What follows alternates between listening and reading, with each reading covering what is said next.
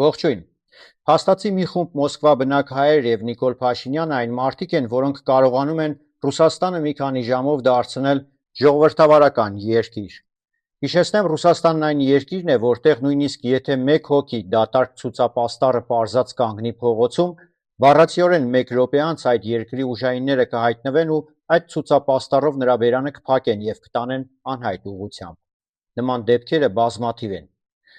Սակայն երբ Մոսկվայի այսպես ասած ռազմահայրենասեր հայերն են մի քանի տասնյակներով հավաքվում, հսկա պաստառներ պարզում, նույնիսկ նկարներ այրում, գոռում, աղաղակում, վանկարկում, զարմանալիորեն նրանց հետ ոչինչ տեղի չի ունենում։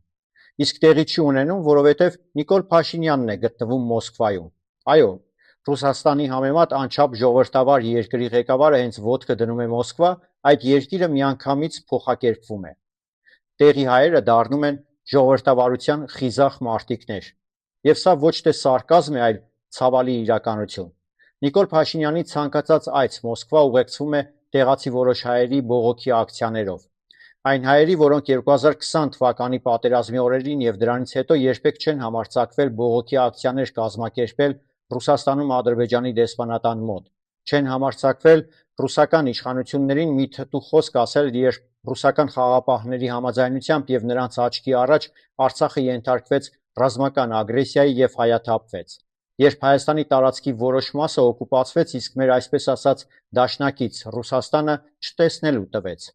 Այդ օրերին նրանք չկային, ռուսերենը մայրենի լեզու դարձրած, Ռուսաստանն առաջին հայրենիք համարող եւ Մոսկվայի արբատներից Արարատ սարը հետ բերող մեր հայրենակիցներն ուղղակի անհետանում են, երբ կարելի էր թեկուզ մեկ քննադատական խոսք ասել Ռուսաստանի իշխանություններին, իրենց դաշնակցային պարտավորությունները չկատարելու համար։ Բայց ահա երբ Նիկոլ Փաշինյանն է գալիս Մոսկվա, հանկարծ այդ քաջությունը նրանց մոտ հայտնվում է։ Սա կոչվում է ընտրովի համարձակություն, ավելի ճիշտ անվտանգ համարձակություն։ Բողոքել այնտեղ, որտեղ դա թույլատրված է, գոռալ այն պահին, երբ դա ոչ մի ռիսկ չի պահանջում, թիրախավորել նրան, ում կարելի է թիրախավորել առանց ծանր հետևանքների։ Եվ այստեղ ամենահետաքրքիրը հենց Ռուսաստանի վարքն է, մի երկիր, որը սեփական քաղաքացիների նկատմամբ ցուցաբերում է կոշտ, երբեմն դաժան ճնշում, հանկարծ դառնում է լիբերալ։ Հենց այն պահին, երբ բողոքի ակցիան ուղղված է լինում Հայաստանի ղեկավարի դեմ, իսկ ավելի ճիշտ Նիկոլ Փաշինյանի դեմ։ Սա արդեն ոչ թե ժողովրդավարություն է, այլ քաղաքական վարքագիծ, եւ այդ թույլատրված բողոքների առաջին շարքերում կանգնած են հենց նրանք, ովքեր ամենաշատն են սիրում խոսել հայրենասիրությունից, բայց միայն այն դեպքում, երբ այդ հայրենասիրությունը չի պահանջում ռիսկ, պատասխանատվություն կամ իրական դիմադրություն, որովհետև նրանց օտարները թույլատրում են հայրենասեր խաղալ,